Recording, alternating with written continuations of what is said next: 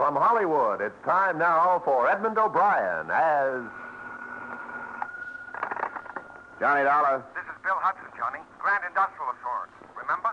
How could I forget? Whose assembly line busted down this time? It's steel, Johnny. Cornell Steel, Pittsburgh. Lots of so-called accidental deaths from the open hearth furnaces. Frankly, it smacks of murder to me. Could be hot work. I'll bring my sweatshirt. When's the next plane for Smokeville?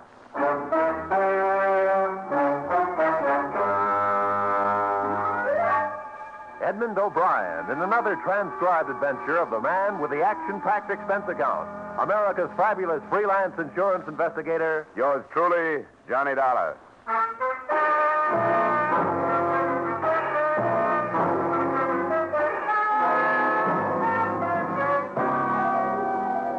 Expense account submitted by Special Investigator Johnny Dollar to Great Industrial Assurance Corporation of America, Hartford, Connecticut. The following is an accounting of my expenditures during investigation of the dead first helpers. Expense account, item 1, $83.24 plane fare to Pittsburgh, Pennsylvania, a land of chimneys and open hearth furnaces where I met Supervisor Joel Barrett. 5 men in a single month, Mr. Dollar. All of them first helpers. What's a first helper? Well, it goes like this. The melter foreman is in charge of a number of furnaces. The first helper is in charge of an individual furnace. Under him are the second helpers and the cinder snaps. I see. Well, how did the deaths occur? In a number of ways. One man tumbled down a flight of stairs. 2 were killed by a crane magnet. Another one fell from the pouring platform. And just last week, one of our best men was killed in an explosion of a hot-cap mold. You better explain that one. Certain types of steel have to be capped after they've been poured from the ladle to the ingot, you see. Sometimes the pressure is so great inside of them that when the pourers shoot water on the cap to seal it, the cap flies off and sprays a man with molten steel. I've seen it happen only once, Mr. Dollar. That's enough for me. Any connection between these deaths? How do you mean? I mean any common denominator, anything that could provide a motive for murder. None that I know of, except for the fact that all the men had been with us for a long time, 15 or 20 years. Just the boys that know their way around, eh? That's what's so strange, Mr. Dollar. None of them have ever been found to ignore safety regulations. Uh-huh. How do you plan on proceeding? Well, it's been my experience that plant investigation from the outside is pretty often a waste of time. The men are on their guard. You want to go right to work in the shop? What did you say they call the lowest man on the open hearth furnace? Cinder snap. Well, you break out the overalls, Mr. Barrett. We'll see how good I am at snapping cinders.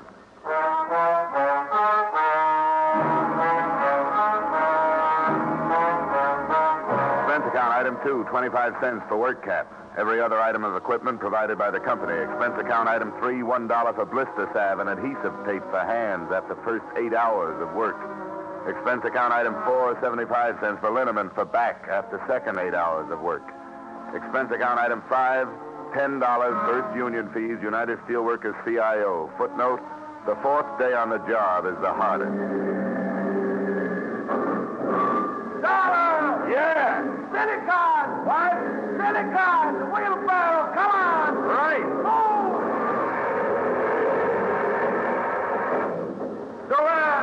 Yeah? Get on the rod! They're tapping 12! Rod? Get on the rod! Right!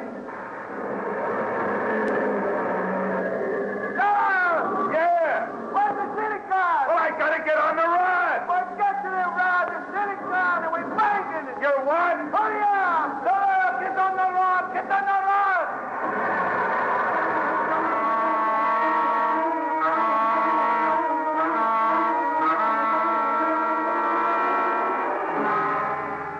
The routine was a killer, but more and more I felt myself becoming a part of the making of steel.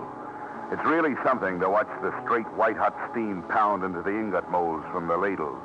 And I began to know these men whom you never hear about, the men with the big backs and the soaking red bandanas around their waists, like Andre with the funny last name, who got a kick out of helping me along. It's all right, Dora. You get the swing of it. It's not half so hard like you think. After a while, you get strong, get tough like nails. Oh, my aching back. Bet you never eat so good, huh? Bet you never sleep so good. Oh, I dream about lime-silicon ratios. You on seat turn tomorrow? Yeah, if you mean the midnight shift, yeah. Good, you be with me. I'll show you lots of things. Well, I don't mind the work, but frankly, I'm scared. You work good. They not fire you. It's not that, Andre.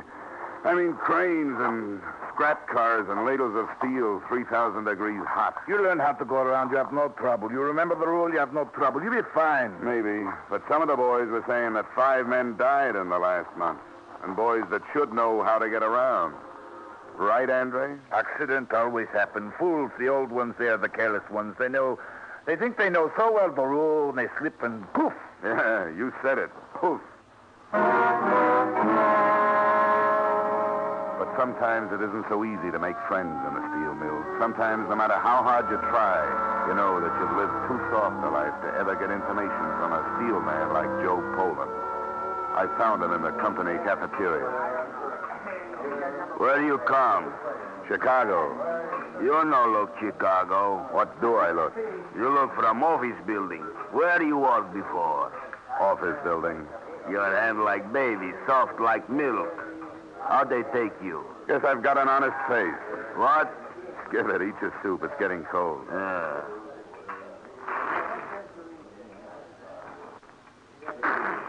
Kirk Brody. What you say? Nothing. Just Kirk Brody. Kirk Brody. How you know Kirk Brody? He dead when you come. I know. Killed by a hot cap mold. Kirk Brody friend. I like him. Work good. Who was working with him, Joe? Masaloni. Glad it wasn't me. I'd hate to have that on my conscience. You nosy. You maybe work for Barrett. Barrett. I don't like. Finish your soup, Joe. It's getting cold. Yeah.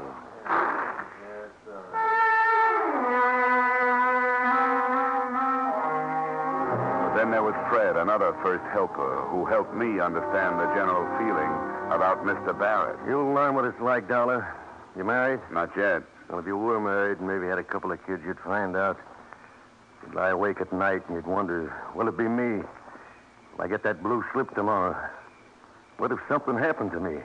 Would she get anything from the insurance? Things like that. How long have you been here? 5 years. And tomorrow they can say, that's all, friend. And where are you? You sound like you know your way around, Fred. What's your idea on these accidents? Accidents? There's no such thing as an accident, Dollar. People who want to live cross the street with the light. The same way in steel. Like Kirk Brody, killed last week.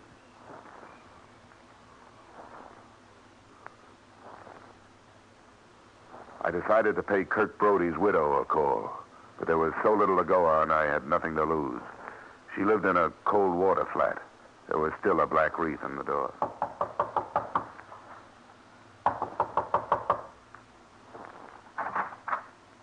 Yes? Mrs. Brody, That's right. I wonder if I could see you for a moment. I'm with Cornell Steel. Come in. Won't you sit down? Thanks. My name is Dollar. I'm investigating the accidents that occurred in the open hearths, Mrs. Brody. I'm sorry to trouble you about it, but there are some things I have to know. Kirk was the last one. It happened 3 weeks ago, is that right? Yeah. 3 weeks ago, Tuesday. On the accident report, it said he was killed when a hot cap blew off a mold. I knew it would happen, Mr. Dollar. I knew it would happen. It was as if I could have stopped it. Oh, Kirk was always careful. Always. Only that day when he left the house, I had a feeling something was going to happen.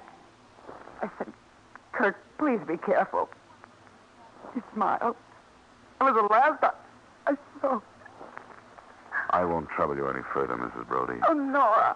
I want to tell you what's happening, Mr. Dollar. I'll tell you what it is. It was this way with Kirk. It's this way with the others. It's their jobs. They're scared for their jobs. If you want to investigate, you want to investigate Barrett. He's the one to investigate.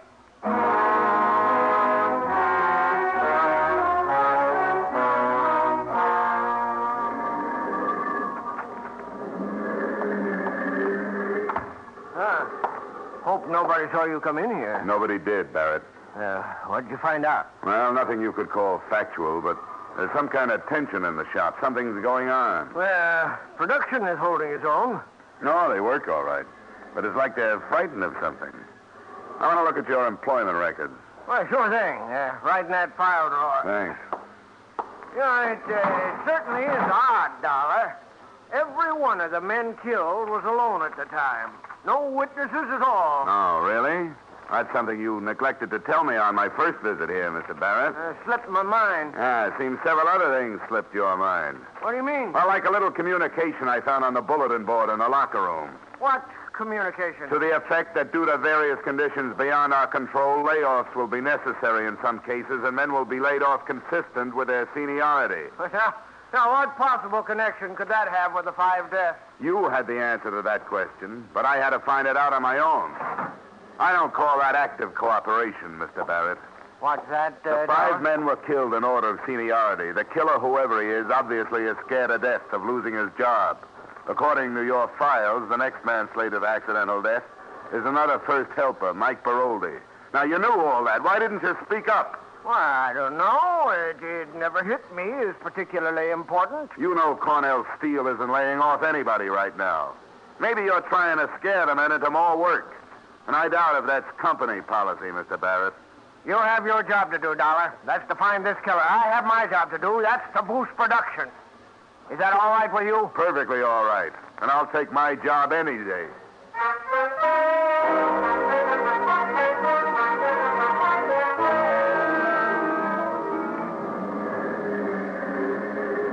Mike! Yeah? Come here. What? The delay clerk shanty. Okay. I just block her with manganese for the tap, Dollar. I can't waste no time. Look, this won't take long. Mike, you're on somebody's death list. You know that? What are you talking about? I'm with the Plan Insurance Company investigating the 5 deaths that occurred here in the last month. According to my figures, you're next. Cut it out. It's not just a matter of accident, Mike. It's murder. You're the highest man in the shop in seniority outside of the Meltzer foreman. Somebody is knocking off the top of the list one by one. So just watch your step. I believe it when I see it. When you see it, Mike, it's going to be too late.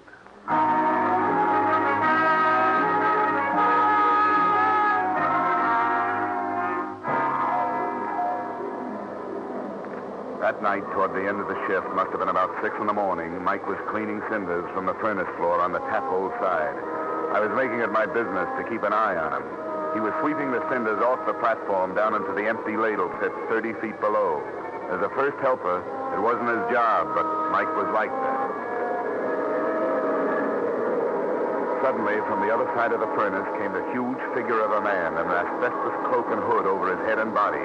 Mike turned, and a look of terror came into his face. I started for him, but too late. Whoever it was picked Mike up, held him aloft for a split second, and hurled him to his death.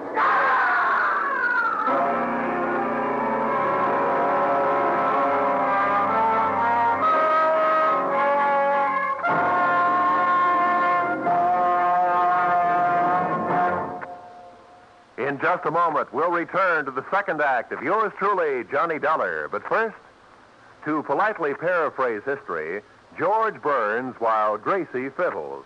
And the result is, of course, the laugh riot heard every Wednesday evening over most of these same CBS stations. George and Gracie are 2 of America's best purveyors of nonsense, and 2 neighbors everyone enjoys visiting. You can never tell what Gracie has up her sleeve, but you can always bet it'll get George into trouble. Be sure not to miss the Burns and Allen Show this Wednesday and every Wednesday at that spot on your dial marked CBS. And now, with our star, Edmond O'Brien, we return to the second act of yours truly, Johnny Dollar.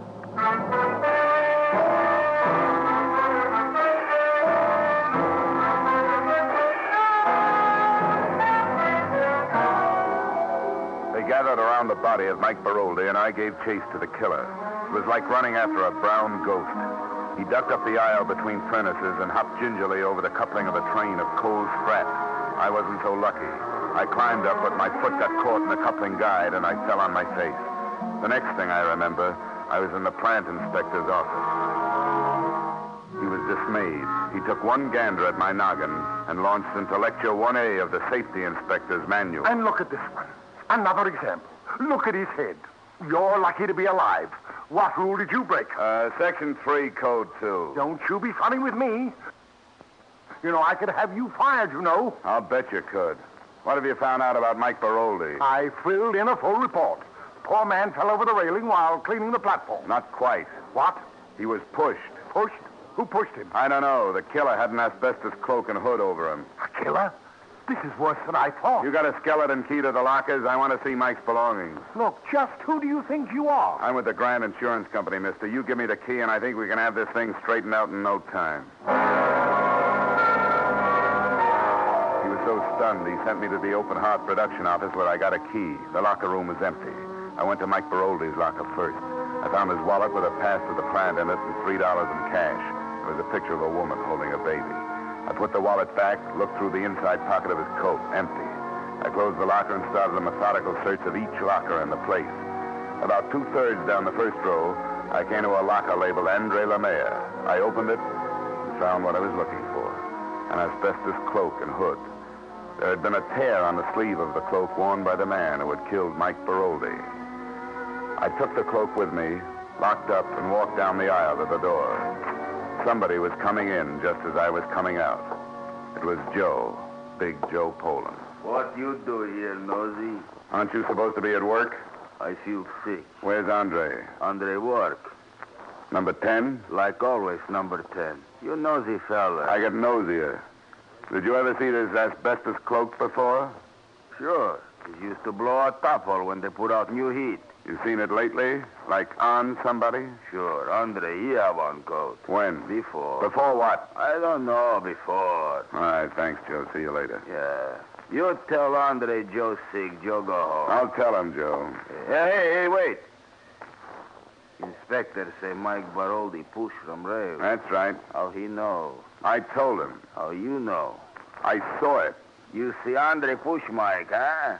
What makes you think it was Andre? Andre bad fella. He don't like this Mike. Always make trouble for this Mike. And you don't like Andre? Sure I don't like Andre. Why you think I tell you? Did you see Andre? I see him go to furnace where Mike is. Stomach too big. You go on home, Joe. You don't look so good.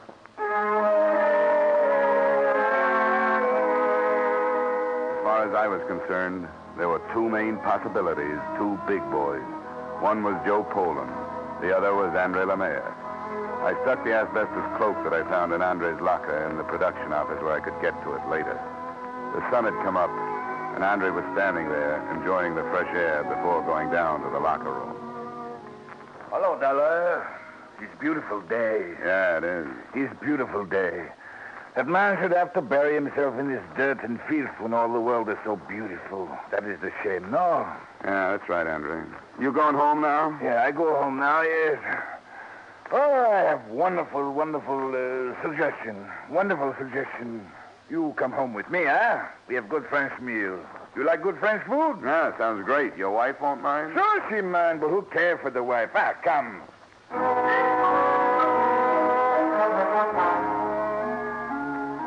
What's your name, monsieur? Johnny Dollar? Funny name. Ah, you have no sense. Woman, you do not tell a man he has funny name. Oh, I'm sorry, monsieur. No, think nothing of it. You work at mill? That's right. He'll make a wonderful worker. A very good man because he think, he use his head. Oh, I forget, Marie. The most terrible thing has happened. What? You know Mike Baroldi. Mike, tall, long, thin, little hair. Well, Mike is pushed from rail and killed. Oh, no. Killed. Oh, terrible, terrible. You see it, no, Dollar? Yeah, I saw it. Somebody do it. Somebody. They catch him, boy. Andre, I think it's about time I let you in on a little secret. I'm with an insurance company. I'm investigating these murders. Oh? I found an asbestos cloak in your locker today. I have no asbestos cloak. I saw I killed Andre. The killer wore this cloak. The cloak was in your locker. Maybe you'd better take it from there. You say I killed Mike? You tell me this? I take you to my house. You say terrible things to me like this. You lie to me. You say you're a friend of mine. You leave. You leave.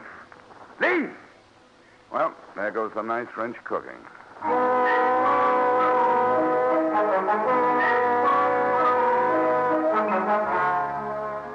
Expense account, item 6, 25 cents for coffee and donuts at a corner cafe. I kicked myself a couple of times for breaking out the evidence before I should have. Then I went back to the Open Heart office. Barrett had just arrived. He greeted me with a frown that reminded me of the last conversation we'd had. Well, Dollar, have you found anything else? You heard what happened early this morning? About Mike, yes. I thought you had it all figured out. Well, I still haven't. I chased the killer across the shop, but he got away. I see. No, you don't see. He had an asbestos cloak and hood over him. Pretty clever fella. Yeah, and pretty big. I've got it narrowed down, but that doesn't help much. I suppose you've come to look through the files again, just so you can tell who's going to be killed next? Maybe it'll be different this time, Mr. Barrett. I think I'll just take that seniority list with me, if I may. I'm going to go home and get some sleep. How do you like the night shift? It's anything but dull, Mr. Barrett. I'll see you later.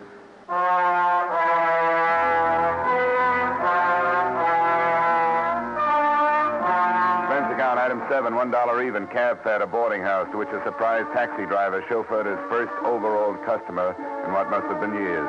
Did I study the list in the cab? I did not. I grabbed a little sleep. The driver shook me awake. I paid him, went upstairs, and flopped in the cot. Then I opened the paper. The next name on the list was none other than Andre Lemire.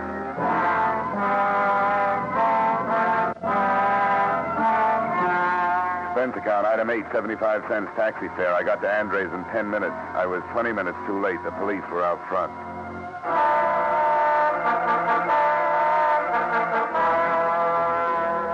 Dead. He's dead. They killed him. Who killed him, Mrs. Lemire? Killed him. Killed. Who? Who, Mrs. Lemire? The man. The big man. He killed him. Sergeant, take care of him. I'm sorry, Mrs. Lemire.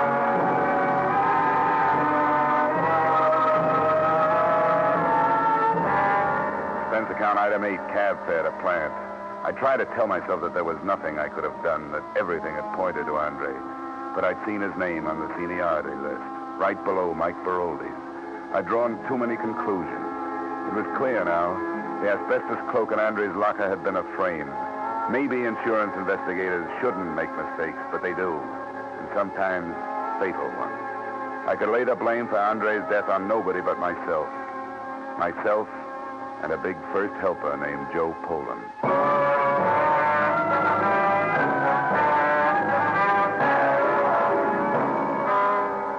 Where's Poland, Barrett? Why, I don't know. He got sick. We sent him home. What's his address? I have it right here in my book. Well, bring it with you. You and I are paying a visit to Joe Poland.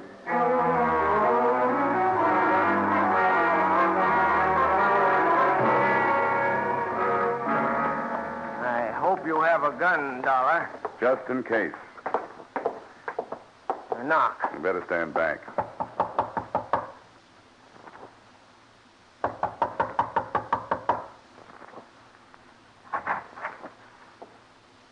Yeah? Mrs. Poland, Yeah? your husband home?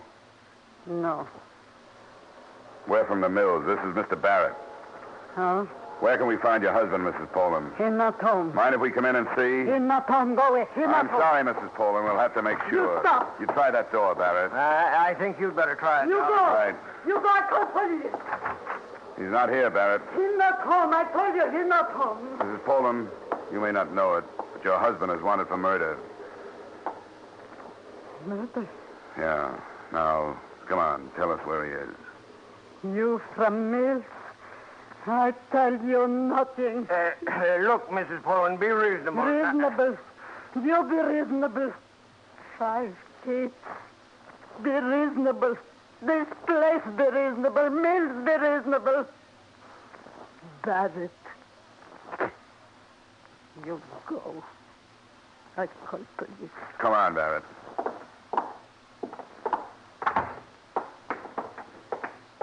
You must have a peculiar theory of management, Barrett. I've been in dozens of plants, and I've never seen anybody loved like you are. What do you do to them? My theory of management is very simple. Men work better when the pressure's on. There it is, cruel but true. I have the top production result in the plant. You can't beat that. How did you ever get off a bookkeeper's stool and into a mill? How did you ever get to be a supervisor? I'd like to meet the man that hired you. I give you 10 days as a supervisor in the steel mills, Dollar. You'd change your opinions fast. Men are no different now than they ever were. Give them an inch, they take a mile. Give them 5 minutes off, they take an hour. Let them out of your sight for a minute, and they're playing cards in a corner. You know, men are more than figures on a production chart. Could that be why you lost a lot of good first helpers, Barrett? One maniac runs loose and you condemn the whole method. Sorry, Dollar. You've got a lot to learn about the practical management. You'd better just stick to investigation. And from the way you've messed this case up, I'd say you were the one who had a lot to learn in his field.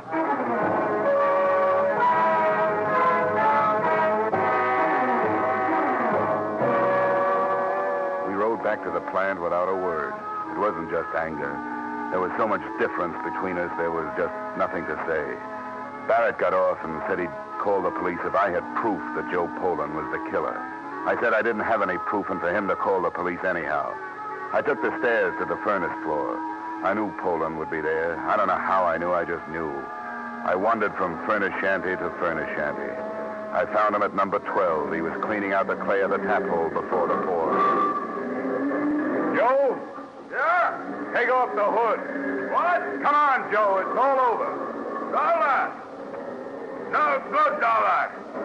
Nobody takes job away from Joe. You see the list? I on top of list now, Dollar. I top of list. Now nobody takes job away. My kids, my wife, they be good now. None of that. I get big raise now. I top of list. But if no fire me, huh? Stay away, Joe. Joe, I'll shoot. Stopped, and then he came at me again, as steady as before. The small trickles of blood started down his chest. Stop, Joe! His legs this time. He gripped it once, then let go. There was no expression of pain on his face, just determination. I was the last man in his way. After I was gone, he had a clear road to security. Then he was on, his huge hands gripping my throat. Below me, I could feel the heat of freshly poured steel bubbling in his face. Then I shot again. Close quarters this time, and right for the heart. Slowly, the hands relaxed. The huge body slumped over the railing and fell. There was a hiss and puff of steam. I stood up. My legs were trembling under me. I looked down, shielding my face. There was nothing to see. The slag had covered over.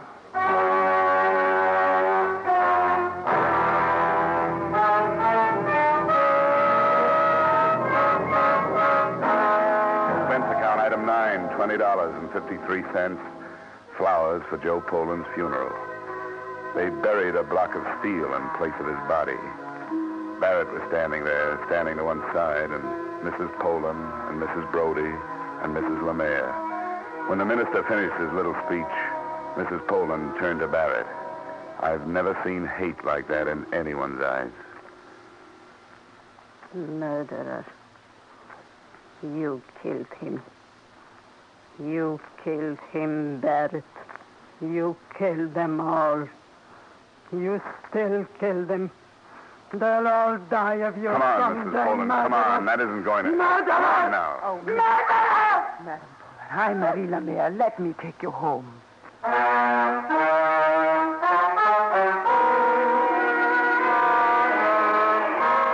Mrs. Poland went home with the woman whose husband Joe had killed.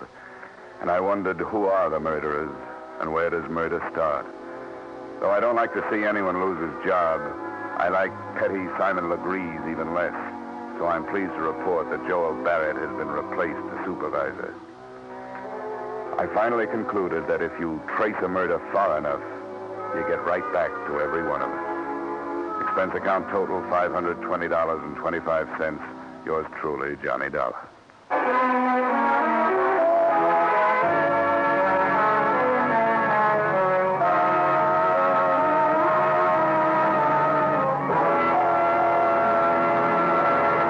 Yours truly, Johnny Dollar, stars Edmond O'Brien and was written by Gil Dowd and David Ellis, with music composed and conducted by Leith Stevens.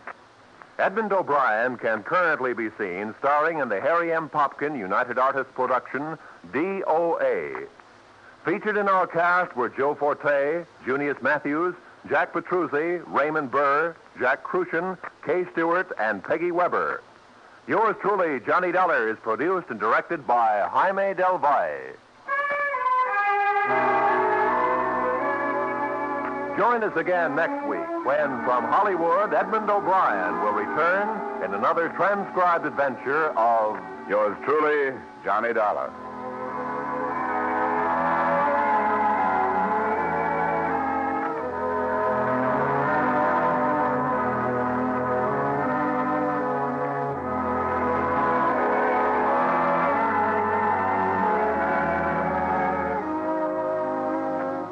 CBS will go right on bringing you Dr. Christian every Wednesday night over most of these same stations, along with Bing, Groucho, and George and Gracie. Stay tuned now for The Adventures of Philip Marlowe, which follows immediately over most of these same CBS stations.